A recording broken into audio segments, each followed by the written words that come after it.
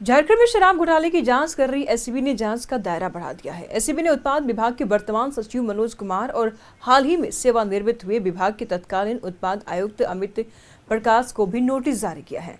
बता दें आपको, अमित प्रकाश जेएससीबीसीएल के एमडी भी रह चुके हैं।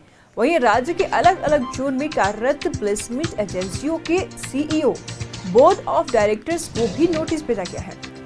इन सभी से 7 जून के बाद पूछताछ होगी। कथित शराब घोटाला मामले में एसीबी अब तक पूर्व उत्पाद सचिव विनय कुमार चौबे, संयुक्त उत्पाद आयुक्त Gajendra Singh, Jharkhand state beverages corporation limited के 2 पूर्व जेएम फाइनेंस सुधीर कुमार और सुधीर कुमार दास को गिरफ्तार कर चुकी है। वह इस मामले में vision hospitality services and consultant private limited और messrs marshal innovative security service प्रणाली के 7 निदेशकों को पूर्व में ही नोटिस किया जा चुका है। इन कंपनियों के निदेशकों से 3 और 4 जून को एसीबी दफ्तर में पूछताछ होनी है। शराब घोटाले की जांच में स्पष्ट होता जा रहा है कि यह केवल प्रशासनिक लापरवाही नहीं बल्कि एक पूर्व नियोजित आपराधिक साजिश है, जिसमें राज्य के वरिष्ठ अधिकारी और प्लेसमेंट एजेंसियां शामिल है। जांच में ये बात भी सामने आई है कि तत्कालीन उत्पाद सचिव और जेएसबीसीएल के प्रबंध निदेशक रहे वरिष्ठ आईएएस विनय कुमार चौबे की भूमिका इस पूरे मामले में केंद्रीय रही है।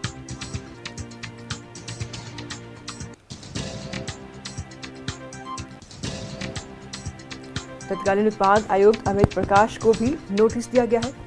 7 निदेशकों से 3 और 4 जून को पूछताछ होगी, यानी कि अब शिकंजा दिन पर दिन कसता ही जा रहा है और एक एक करके सारे चेहरे जिस घोटाले में शामिल हैं वो बेनकाब होते जा रहे हैं। शराब घोटाले में जांच का दायरा बढ़ा है। उत्पाद सचिव, पूर्व आयुक्त समेत 15 लोगों को समन भेजा गया है।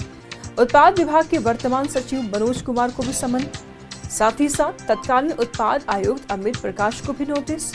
और यही नहीं, 7 निदेशकों से 3 और 4 जून को पूछताछ भी होगी।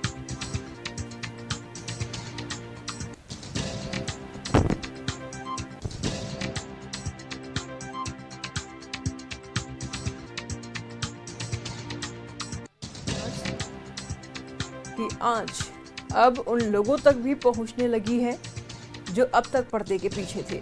झारखंड में शराब घोटाले की जांच कर रही एसीबी ने जांच का दायरा अब धीरे धीरे बढ़ाना शुरू किया है।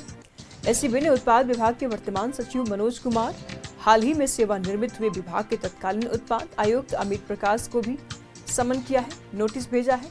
बता दें आपको कि अमित प्रकाश जेएससीबीसीएल के एमडी भी रह चुके हैं।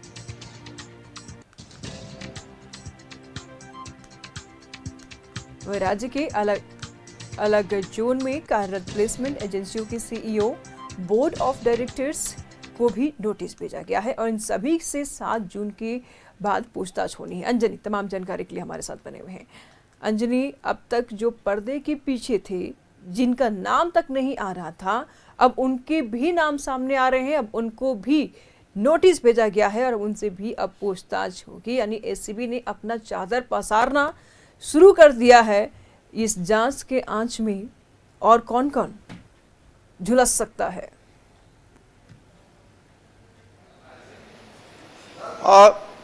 देखिए, जिस तरह से एसीबी शराब घोटाले को लेकर जांच कर रही है और अब धीरे धीरे जांच का जो दायरा है वो बढ़ता जा रहा है।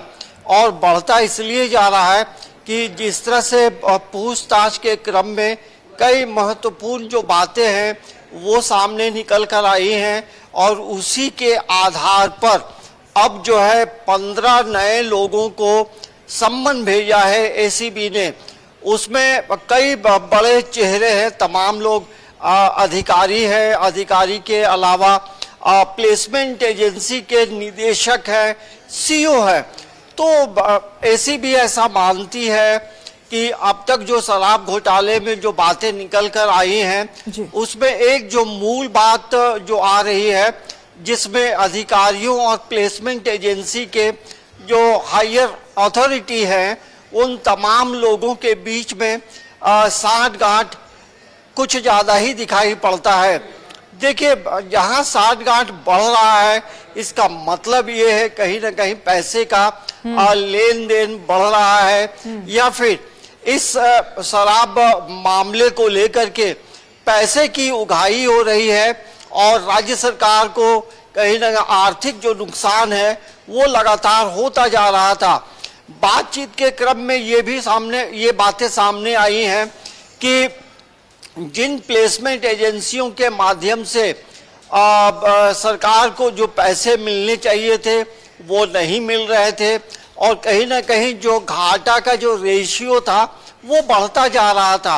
और इन चीज़ों को लेकर तमाम अधिकारियों को ये जानकारी थी कि कहीं ना कहीं ये घोलमाल हो रहा है, राज्य सरकार को राजस्व नहीं मिल रहा है, पैसे का बंदर बांट हो रहा है, और अपने अपने चहेतों को जो है प्लेसमेंट एजेंसियों के माध्यम से कहीं ना कहीं पैसे को डाइवर्ट किया जा रहा था।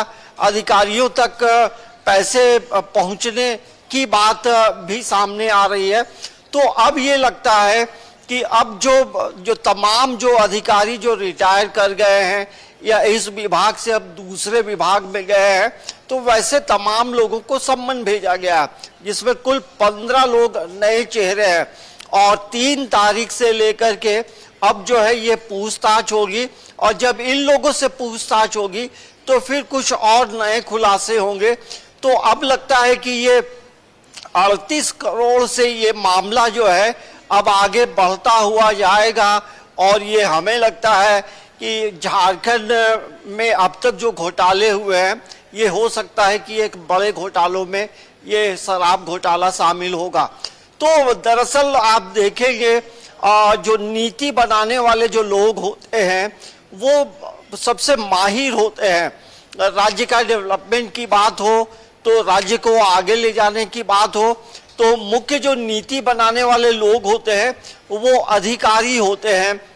अधिकारियों का ब्रेन काफ़ी शार्प होता है, और यही शार्प ब्रेन के माध्यम से हमें लगता है कि शराब घोटाले को में किस तरह से चीज़ों को डाइवर्ट करते हुए राज्य सरकार को जो राजस्व मिलना था वो नहीं मिला, और ये घोटाला जो है धीरे धीरे इसका रेशियो बढ़ता जाएगा। और इसके बाद जब 3 तारीख से पूछताछ होगी तो कई नए चेहरे भी सामने आएंगे। तो ये शराब घोटाला कई लोगों की जो नींद है वो कहीं ना कहीं नींद मतलब हम कह सकते हैं कि उनकी जो परेशानी है, जो पूर्व अधिकारी हैं या जो अधिकारी यहाँ काम इस विभाग में थे, उन तमाम लोगों की परेशानी बढ़ने वाली है।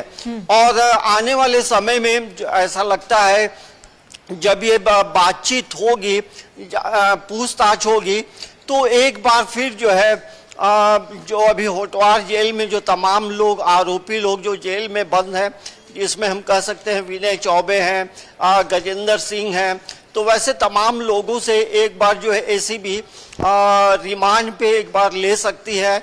और ये अभी तक का अपडेट यही है कि कल से इन मामलों की जो सुनवाई है और तेज होगी, और कई नई बातें निकलकर सामने आएंगी जो हमें चौंका भी सकता है। ठीक है अंजलि, नजर बनाए रखिएगा, लगातार हम आपसे जानकारी लेते रहेंगे। बहुत शुक्रिया तमाम जानकारी के लिए। इसमें कोई दो मत नहीं है कि एसीबी का दायरा जिस तरीके से बढ़ता जा रहा है, ऐसे कई चौंका देने वाले खुलासे सामने आ सकते हैं, कई ऐसे चेहरे बेनकाब हो सकते हैं जिसका कोई अंदाजा ही नहीं है किसी को भी।